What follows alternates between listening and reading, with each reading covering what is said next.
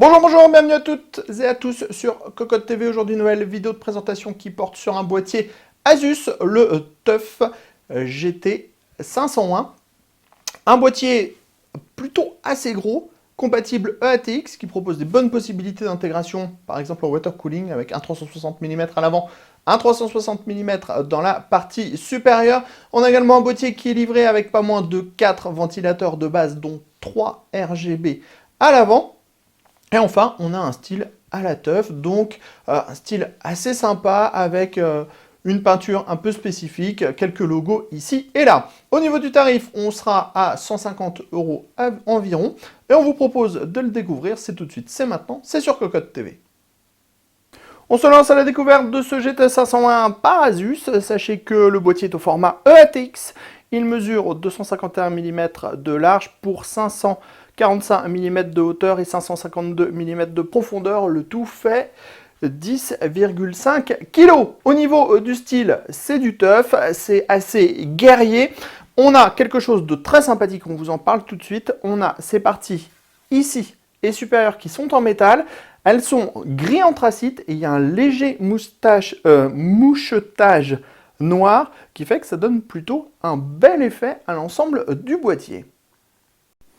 La face avant est donc, comme on le disait, en acier, anthracite, moucheté noir, avec deux grandes grilles sur les côtés pour pouvoir aspirer de l'air frais. Derrière, on a 3 ventilateurs de 120 mm de type RGB. Dans le haut, on a le panneau de contrôle avec les entrées-sorties audio, 2 USB 2.0, un power on ici qui s'illuminera en blanc, et on pourra démonter la face avant, tout simplement en tirant cette dernière. On voit ainsi les ouvertures et les entrées d'air. Et on retrouve à l'arrière un filtre qui est aimanté et amovible et qui protège donc les 3 ventilateurs de 120 mm. Sachez qu'on a également une compatibilité 2 fois 140 mm. Pour les radiateurs de water cooling en interne, on pourra mettre du 280 ou du 360 mm. Pour remettre le tout en place, vous voyez, c'est très simple. Avec les aimants, c'est directement clipsé. On remet la façade comme ceci, on la pousse et le tout est réinstallé. Sur le côté droit, on va trouver un superbe panneau en verre trempé qui n'est pas trop teinté, avec un système de fixation via 2 vis à main dans le haut. La structure du panneau utilise de l'acier, on a donc une bonne rigidité. Vous remarquez que le boîtier est comme penché en arrière, alors c'est un effet voulu par Asus. Les pieds arrière sont moins hauts que les pieds avant. Sachez aussi qu'on n'a pas de rubber en caoutchouc sur la partie arrière, ce qui fait que ça glisse très facilement, mais on ne sait pas si ça n'occasionnera pas quelques vibrations. On passe maintenant à l'arrière. On a ici une grille compatible 120-140 mm avec un ventilateur de 140 mm de base, réglage de la hauteur de 2 cm pour le ventilateur en 140 mm. On pourra régler la hauteur sur 5 cm pour le ventilateur en 120 mm. Ici, on a l'emplacement pour la plaque IO-Shield de la carte mère, 7 slots d'extension avec des caches ajourées avec un motif nid d'abeille, 2 caches à 90 degrés, montage par vis classique. On a des vis à main sur ces caches-là. Dans le bas, l'emplacement de l'alimentation. Sachez que l'alimentation a le droit à des rubbers en caoutchouc. On passe maintenant à la partie supérieure. Sur la partie supérieure, on a 2 grosses poignées. Alors ça, c'est plutôt très bien. On les a éprouvées, c'est solide. Et quand le boîtier vous est livré, vous attrapez le boîtier par les 2 poignées, vous le tirez du carton et clairement, c'est très facile. C'est beaucoup plus simple de sortir un boîtier dans ces conditions. Ensuite, sur le dessus, on a un mèche plastique qui est en fait aimanté, qui reprend les différents motifs TUF. C'est d'ailleurs un des seuls endroits où on retrouve les motifs un petit peu guerriers futuristes TUF. Et en dessous, on va trouver une grille qui est compatible 2 fois 140 mm ou 3 fois 120 mm. Elle est également compatible avec les radiateurs de water cooling en 280 ou 360 mm. On termine maintenant sous le boîtier. On va retrouver les pieds en plastique avec des rubbers en caoutchouc uniquement à l'avant. On ne sait pas pourquoi il n'y en a pas à l'arrière. On a ici le filtre amovible à destination de l'alimentation. Et si vous le voyez, vous avez des points d'ancrage pour, par exemple, installer une pompe de water cooling. Sachez qu'à l'intérieur, il est possible en fait de retirer une partie du cache alimentation si vous intégrez un ensemble avec pompe et réservoir water cooling directement intégrés. On passe donc à l'intérieur de ce GT501. On remarque tout d'abord les passages dans le haut, les passages sur le côté avec des caches en caoutchouc. Et on a également des passages dans le bas qui sont également disponibles au niveau du cache alimentation. Ici, on a de l'espace, ce qui est plutôt bien. On n'oublie pas qu'on est sur un format EATX. Et on a également 3 braquettes SSD. Donc on pourra installer 3 modules 2,5 pouces sur des braquettes qui sont amovibles. Si vous ne voulez pas les utiliser, vous pourrez tout simplement les retirer. Ils sont maintenus avec une vis à main. À l'avant du boîtier, on va retrouver 3 ventilateurs de 120 mm Aura RGB qui tournent à 1200 tours par minute. Par contre, ces derniers seront calés sur 1200 tours par minute constamment, puisque ils sont alimentés par une prise Molex. Il faudra, si vous voulez les réguler, passer par vos prises directement de carte mère, puisqu'en fait, vous avez tout un tas de câbles qui sont reliés aux 3, avec un connecteur 3 pins, tout simplement. C'est pas très simple à utiliser comme ça de base, et beaucoup ne verront pas comment passer de 5 à 12 volts ou comment réguler, et vraiment, clairement, tout le monde va utiliser le ventilateur en 12 volts de base, ce qui est un peu dommage, puisqu'il est clairement très bruyant en 12 volts. On vous le dit. Ensuite, dans la partie basse, on va avoir un cache alimentation. Cache alimentation qui reprend le logo TUF. Le cache alimentation est en plastique. Il est maintenu avec 2 vis. Il s'extrait facilement comme ceci. On a ici un petit cache pour avoir une ouverture, si on le veut. Ouverture qui sera faite juste au-dessus de 2 paniers SSD HDD. On a des petits rubbers en caoutchouc pour les disques durs. Clairement, on vous le dit aussi, les paniers SDD ou HDD sont très très durs à retirer. C'est-à-dire que quand vous les retirez, ils vont lâcher d'un coup et vous allez vous fracasser la main sur la carcasse du boîtier. Clairement, c'est pas le top du tout.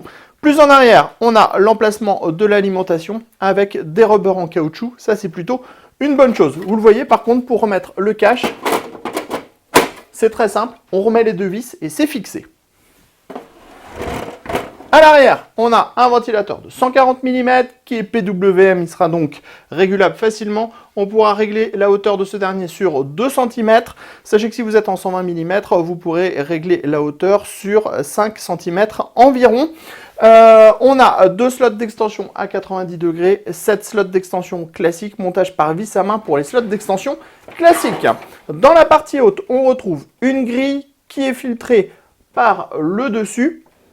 Grille qui est compatible 2 fois 140 mm, 3 fois 120 mm, radiateur de water cooling en 280, 360 mm maximum, exactement comme à l'avant, car à l'avant, si vous voulez vous séparer des 3 ventilateurs 120 mm de base, vous pourrez mettre 2 ventilateurs de 140 mm, ou alors du radiateur de water cooling en 280, 360 mm. On passe maintenant à l'arrière du châssis du GT501, on retrouve les passages au centre, les passages dans le haut.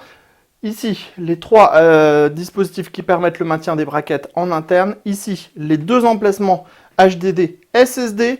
Et ici, l'emplacement de l'alimentation dans le bas. On note la présence d'autres braquettes, à savoir 2 braquettes qui sont compatibles SSD et HDD. On passe à l'intérieur de ce GT501 avec la machine montée à l'intérieur de ce dernier. Comme on l'a déjà dit au début, on a vraiment cet effet penché sur le boîtier puisque les pieds arrière sont plus petits que les pieds avant. Et comme on l'a déjà dit, on n'a pas de patin en caoutchouc à l'arrière, donc c'est plutôt assez libre. Alors c'est facile de déplacer l'arrière du boîtier pour le coup, mais est-ce que ça luttera bien contre les vibrations ? Ça sera à découvrir plus tard. Au niveau de la configuration, comme on est sur un boîtier compatible EATX, on a beaucoup de place en interne, beaucoup de place à l'avant. Si on veut mettre du radiateur de water cooling plus épais à l'avant en 360 mm maximum, on pourra puisqu'on a un dégagement au niveau du cache de l'alimentation. On a des passages dans le cache de l'alimentation, on a des passages sur les côtés avec des rubbers en caoutchouc pour dissimuler les câbles. On a pas mal de place dans la partie haute, ce qui veut dire que là aussi sur le water cooling, on sera plutôt pas mal puisqu'on a aussi du 360 mm possible. À l'arrière, on aura 2 slots à 90 degrés si on veut mettre la carte dans ce sens-là. Bref, c'est plutôt bien avec les 3 braquettes SSD. Au niveau de l'organisation arrière, on aura, comme on vous le disait, comme on va vous le dire juste après, on a ici le petit boîtier RGB. Donc, il faudra le laisser relativement accessible parce que si vous voulez changer la couleur, eh bien, il faudra à chaque fois retirer la porte, tout simplement, ce qui n'est pas forcément la chose la plus pratique du monde. Autrement, on a des passages dans le haut, les passages au centre, des scratchs pour pouvoir regrouper les câbles, pas mal d'espace à l'arrière. Attention toutefois, tous les câbles qui passent dans la partie basse viendront gêner quand on viendra remettre la porte. Donc ça, c'est un petit point négatif, assurément. On retrouve deux autres braquettes ici, des braquettes qui sont compatibles disque dur cette fois, mais aussi SSD. On aura donc 3 SSD possibles ici, 2 SSD, 2 HDD possibles ici. Ici, on a des petits rubbers en caoutchouc pour les disques durs pour limiter les vibrations. Et enfin, on a deux emplacements ici, SSD ou HDD. On en termine de ce tour de ce GT501 par Asus dans la gamme TUF. Sachez que de base, les ventilateurs ne peuvent pas être réglés au niveau de la vitesse, du moins les 3 ventilateurs avant. Le ventilateur arrière, on pourra, puisqu'on est sur un ventilateur qui est de type PWM. Clairement, on vous le dit tout de suite, ça fait quand même pas mal de bruit. Et c'est clairement un boîtier orienté performance et gaming. Sachez que le boîtier arrive avec du RGB sur la partie avant.